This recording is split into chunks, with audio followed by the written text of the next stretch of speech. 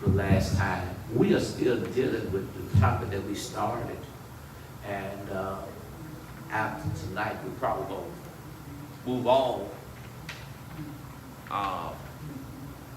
We may get deal with some things dealing with the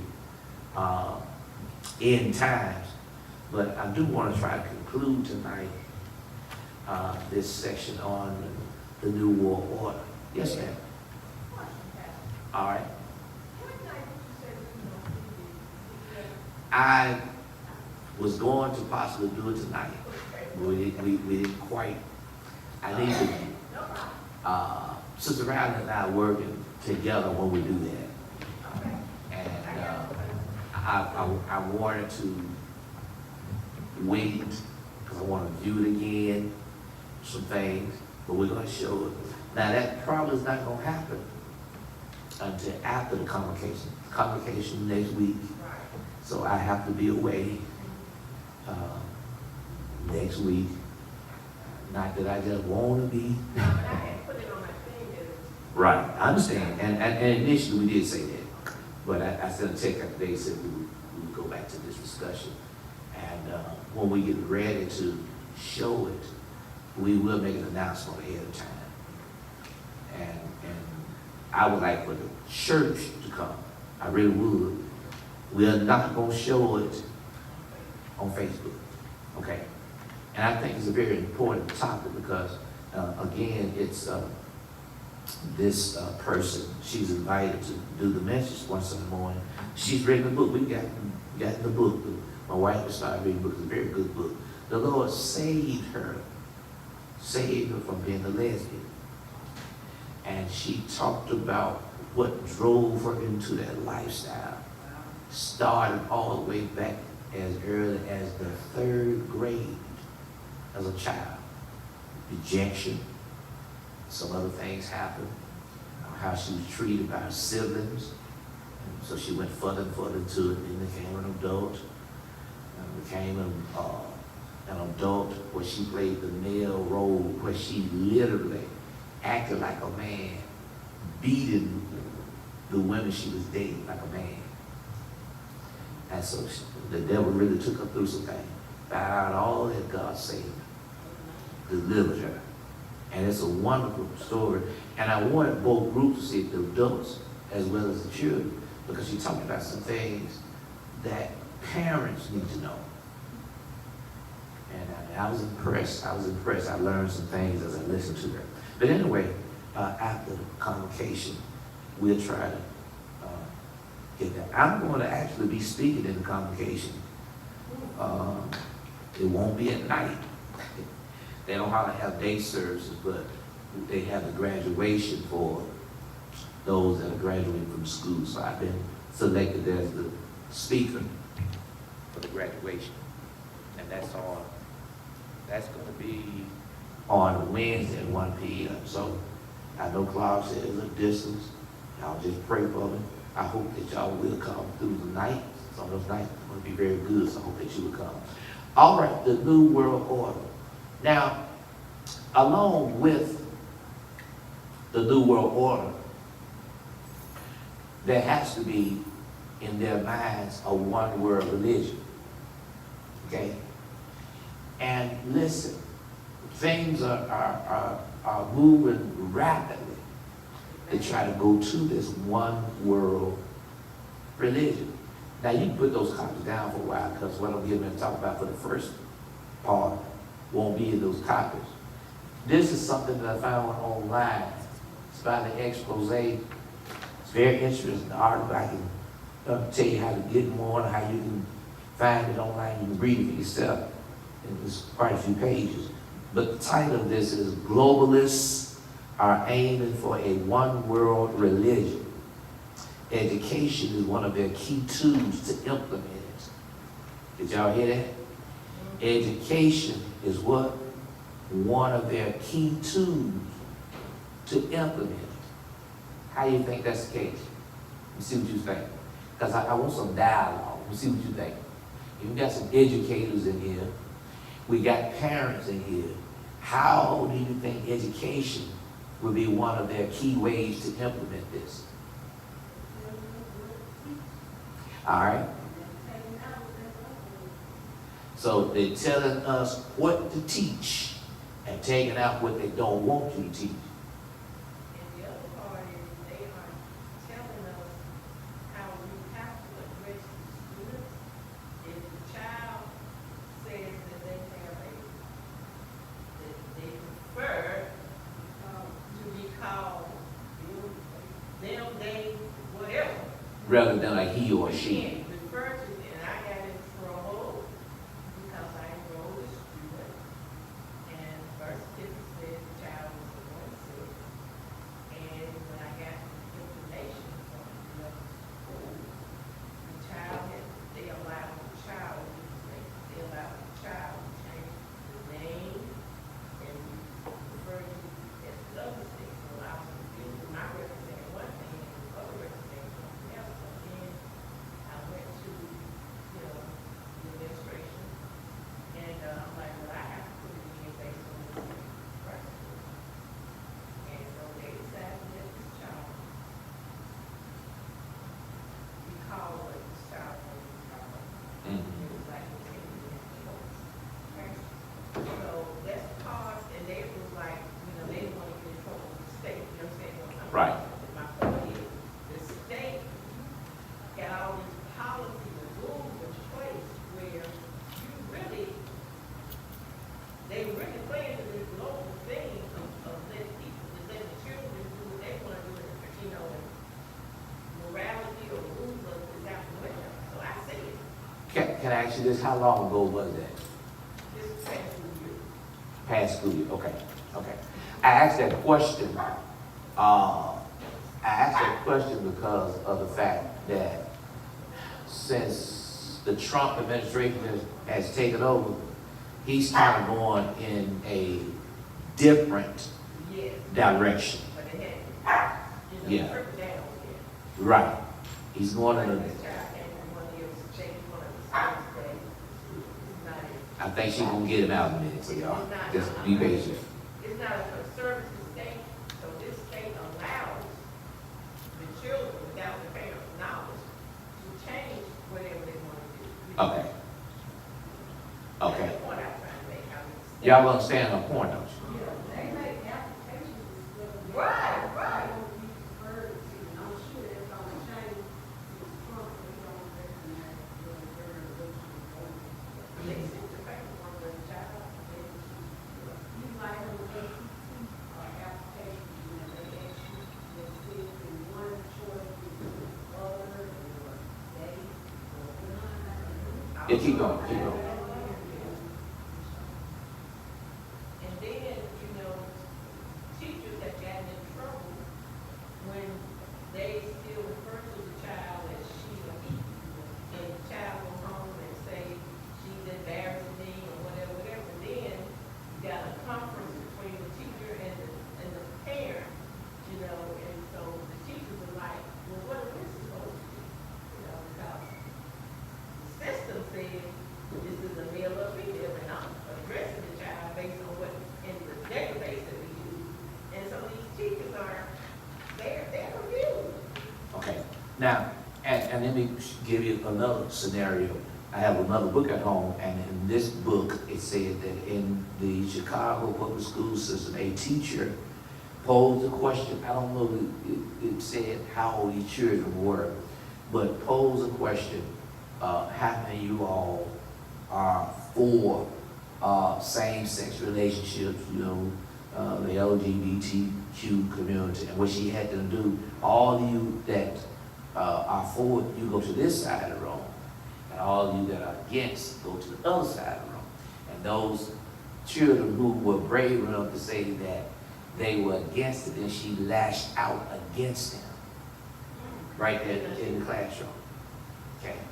So those are the type of things that are happening. That's a part of education, one of the key tools, because one of the key tools to implement the one world religion is to be tolerant of that lifestyle, because see, that lifestyle is a way of changing our thoughts, our behavior. You must understand that the United States as well as many other countries, particularly what they call the Western world, that our lives, our morals are based on what you call Judeo-Christian ethics. In other words, the Old and New Testament of the Bible. And in order to bring something new in, you have to break down the old. You all follow what I'm saying? Now, before I go into this particular document, and I'm not going to do this, I don't plan to do this the entire Bible because I want to get back to the information that you already have. Let's look at a couple of scriptures, because you say, well, what does the Bible have to say? And where does this idea of one world religion actually come from? So I'm going to read a few scriptures here. And it's certainly not going to say one word religion in the Bible, but the ideal, you can see this thing coming about from scriptures. Revelation chapter 13 and verse 11. Revelation chapter 13 and verse 11. All right? 13 and 11. Look what it says here. And this is John talking. He said, and I beheld another beast coming out of the earth. Now, if you go back to the beginning of this chapter, you find that at the very beginning, verse 1, he was standing, that is John, upon the sand of the sea. And he saw a beast rise up out of the sea. You remember the other week we talked about that beast that had 7 heads and 10 horns? Well, he saw it coming out of a sea. It was a sea of people. That particular beast that is in verse 1, that's the Antichrist himself. But his right-hand man is the beast that is in verse 11. And this particular beast here is who we would term as the false prophet, because he's going to be in charge of religious matters. So let me go back to verse 11. And I beheld another beast coming out of the earth, and he had 2 horns like a lamb, and he spoke as a dragon. Now he had what? He had 2 horns like a lamb. Now something kind of strange about that, because normally when you talk about a lamb, you don't think about horns so much, but a lamb was a docile animal. But he spake how? As a dragon. The dragon is a symbol of Satan. Correct? All right. He exercised all power of the first beast. So he exercised all power of the first beast. That's the Antichrist before him. And caused the earth and them that dwell therein to worship the first beast. Notice what he does. His job is to do what? To cause them to do what? To worship the first beast, whose deadly wound was healed. I'm not going to deal with that right now. I'll deal with that at a later time. Verse 13, and he doth great wonders, so that he maketh fire come down from heaven on the earth in the sight of men. Now listen to me. That's showing that he has some power to do what?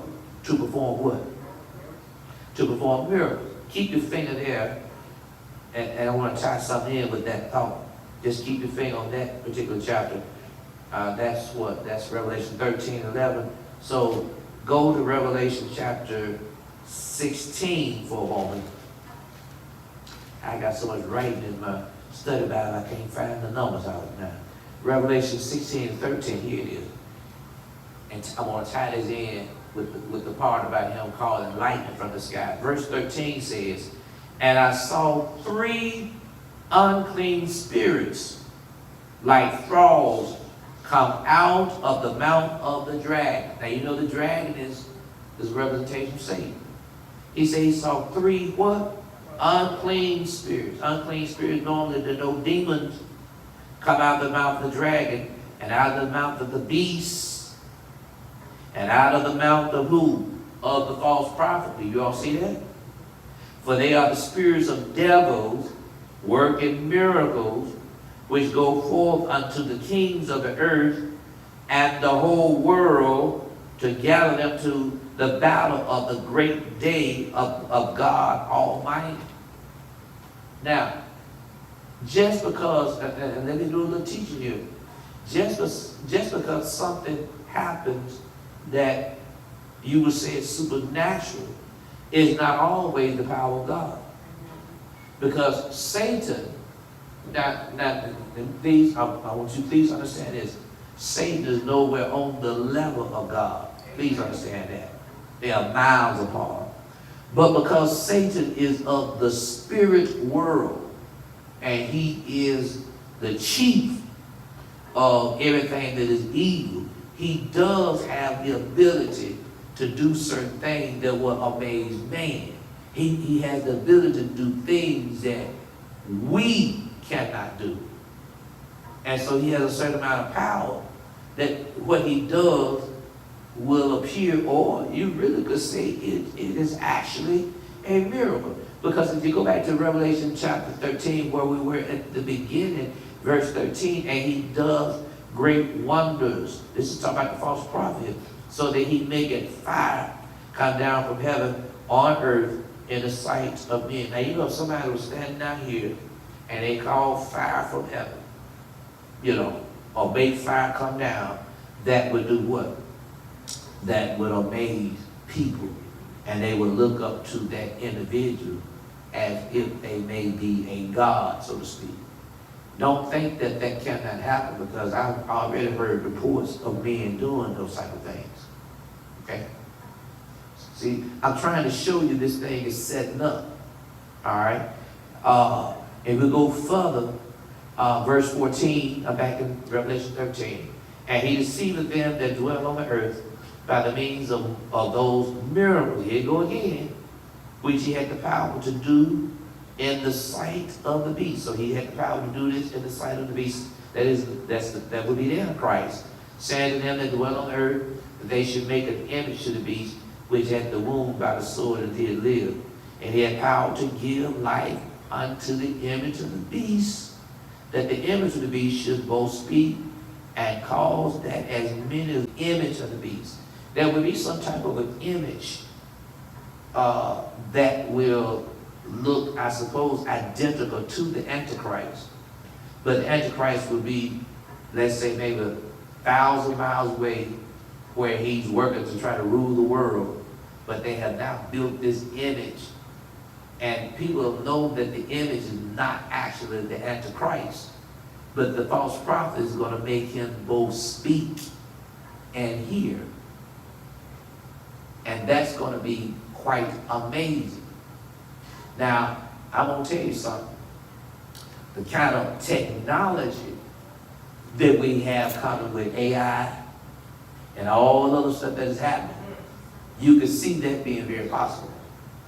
You sure right, guys? Just saw that on Facebook the other day, and they were saying that it was a biblical man saying how AI is going to make an image, and this image is going to stay. He said, if you don't think that it's real, he said, keep watching. Now, how other way you think that they're going to be able to show this image of Now, I'm not so sure if it's going to be an app per se, but what I am looking at the advancements of technology. Because see, the way they're going with this now, we looking at what AI is doing, but they already have it in their minds and their plans to have something even greater than what you see in terms of AI. So what does that mean? He will give power to the image. Let's just say if you had a statue that's up here, you know it's a statue, but the statue starts talking to you, listening to you. That's what that's saying. I thought so, but I said that can't be. And that'll come to you next. Say it out loud, say it right here. Yeah. Yeah, now I think that's a good point you could look at. I mean, because a lot of stuff that's in terms of robots, you know it's a robot, but it's going to be superior to that. She had them come to you next. What were you about to say? I was saying it's possible could be because everybody has a cell phone. Your cell phone, this is everything you do. I mean, half the time you can have the whole conversation with Google itself, will pick it up and it will play it back to you. Right. So it will be between AI and Google. Google is worldwide. Everybody got it. Google has basically taken over. Okay. And it's going around, but it's only Facebook. I don't be on Google stuff around for a while. Okay. But it has that Oh. a lot of people have sold out to Google. Uh-huh. So who to take over better than? So at least we know the technology here, Yeah. for sure, all right? I would think she's talking about robot, they're talking about next robot police to walk streets, drive, Yeah. But you see, TJ said there was an AI, something with AI, you know, saying that he just, his part, but somebody was interviewing him. He put something Yeah. on AI. He's trying to sue Google right now over this because you got to be very careful about YouTube and some other social media where you think is giving you news and they have used AI to produce false news. See, not only T.D. Jakes, but the presiding bishop of the Church of God in Christ, when I was away in a family reunion there in Chicago, my aunt came to me and my dad said, you heard the Bishop J. Duché, that's our presiding bishop, that he resigned? And you seen that, you heard anything about that? And I said from the beginning, I said, I said, I doubt it, that's real. I said, it's probably fake, you know. And my aunt showed me the video, and here this woman was on there talking about he had stepped down and he was giving up, he was tired. I forgot what all this said. And I said from the very beginning that it was fake because, see, I knew as a pastor, you know, the way our church is designed, the fellowship that we have, you know, you really got a hierarchy with superintendents, bishops, or listen, when stuff like that happens, before it get to you, my phone is ringing, they telling me. And I know some of the pastors who have some connections with the headquarters, and you know, they would have, before it got out, they would have been saying that got to be fake. So here recently, last week was the National AIM Convention out there in Arizona. He addressed the situation. He said, you all need to be careful. He said, anything of that source will come out of the presiding bishop's office. So, you know, you got all that going. Now, you talk about policemen, you know, they won't do the same thing with teachers. They say they're going to replace all the teachers. The robot going to teach them. And I told you, I think I told y'all, that over in Germany, this is about, I don't know, 8 months to a year ago, they had a robot in Germany that was preaching on Sunday morning. The robot gave the sermon. That's right. No preacher there, but they got the robot to do the sermon. Now that's scary. That is very scary. Someone will say about that a little bit later or something tied into it. To that one world order we're trying to control. Well, that's what we own. See, we're talking about the New World Order. But see, what the Antichrist is going to do, he knows that a key for mind control would be through religion. Now, the issue is you have all of these different religions. When I say different religions, I'm not speaking of denominations. Within the Christian religion, you have multiple denominations. But so does other religions. For example, all Muslims don't believe alike. They have different denominations. I know of at least about 4 or 5. You don't have as many different denominations as you would with Christianity. But you have some differences. Then think about it, you got the Buddhists, you got the Hindus, Shintoism. I mean, you got thousands of different religions. And in order to gain control through the institution of religion, you got to get everybody on the same page. And they have already said that Christianity is going to be difficult. That at least for those who really believe the Word of God. All right? And so what they've already said, since we want to depopulate the world, take the population down, those Christians who do not accept this, they got to die. They've already said that. They've already said that. Let's look at, now I want to share some things. I'm here to show you some things that's in the Word. Can I say this now? You know, you entitled to your own opinion. But this climate change thing that they put before us, I don't put much stock into it. And the climate, yeah, they talk about it quite frequently. The climate situation, talking about saving Mother Earth, has become a religion. And is a part of trying to use this thing for the one world religion. You'll see what I'm talking about in just a few minutes. The reason I don't put very much stock into climate change, okay, how many of y'all remember in the 1970s? They were telling us that we were going to go into a new ice age. Anybody remember that? I remember that as a kid. They said that just as we've had an ice age, science is telling me that ice age so many thousand years ago, that we were going to go to another ice age. They said the temperature was dropped in so many degrees per year. Yeah, go back and look at it. You can Google that. This is the first time you hear it. You just don't remember it. But I remember this as a child. I ran across some information. Nobody else can here remember that. But I remember that as a child. They talked about we were actually going into another ice age. That was in the 1970s. You can Google that. When you get to the 1980s, they changed. And then they started